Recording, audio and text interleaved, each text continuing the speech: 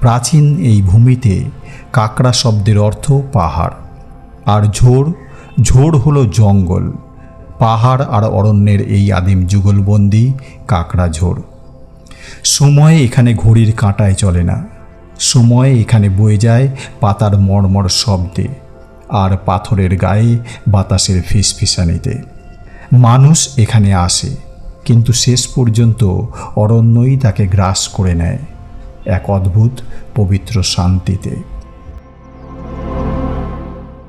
দিন শেষ হয়ে আসছে। যারা এসেছিলেন ক্ষণিকের আনন্দের খোঁজে, সেই চড়ুইভাতির দল এবার ফেরার প্রস্তুতি নিচ্ছেন।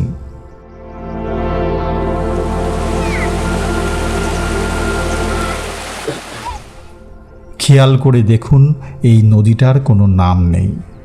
নামের প্রয়োজনই বা কী?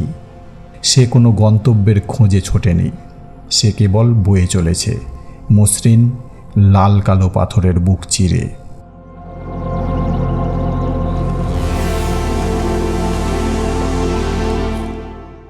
আমরা যাকে শব্দহীনতা বলি, প্রকৃতি তাকে গান বলে চেনে।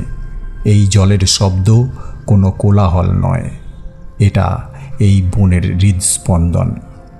পাথরকে ক্ষয় করে নিজেকে বিলীন করে এই নদী এক অজানা গন্তব্যের দিকে এগিয়ে চলেছে, অবিনশ্বর, অবাধ্য। মানুষ আর প্রকৃতি এখানে এসে এক হয়ে যায়।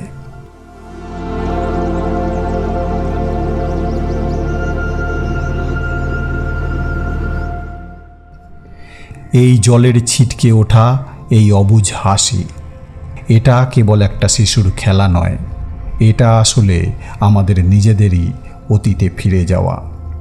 মানুষ যখন প্রথম এই পৃথিবীতে এসেছিল, সেও বোধহয় এভাবেই জলের স্পর্শে শিউরে উঠেছিল।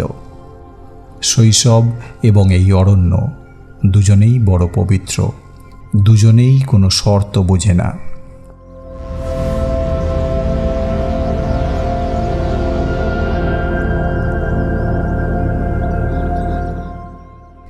বেল পাহাড়ের এই বুক এক অনন্ত নিমন্ত্রণপত্র।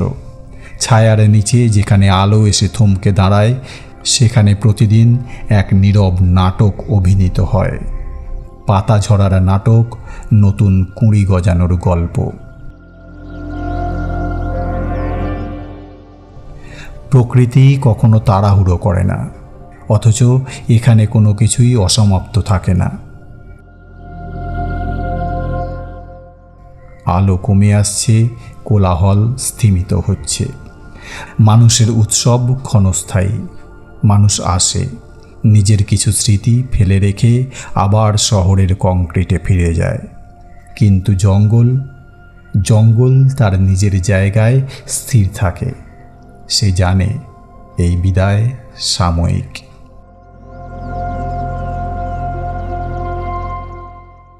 আমরা শুধুই পর্যটক, আজ এখানে তো কাল অন্য কোনো অচেনা ঠিকানায়। আমাদের তাড়া আছে, আমাদের আরও অনেক জায়গা দেখতে হবে, আরও অনেক পথ পেরোতে হবে। কিন্তু এই মাটি, এই পাহাড়, তারা কোথাও যায় না। তারা আমাদের যাওয়ার পথের ধুলোর দিকে তাকিয়ে থাকে, এক চিরন্তন ধৈর্যশীল অপেক্ষায়।